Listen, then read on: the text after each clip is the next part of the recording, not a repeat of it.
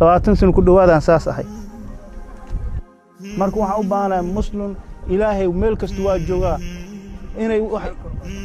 inay wax ii qabtaan oo ii gargaaraan dadka walaalaha muslimka u soo adeego inay wax iigu soo dhiibaan wixii karaankooda ah inay noogu soo dhiibaan oo ii kaalmeeyaan u baahanahay adna ilaahay ku karaamay muslimka daal waxba u qabataa ya wallahi billahi wixii aad igu tari kartiin هذا لقطان داودي ما قاطع فيلم أقاطير لقطان ولا دابو ولا أي وحين نقطة جيبك كلية إسبتالك وحال يدان $500 داود هذا يو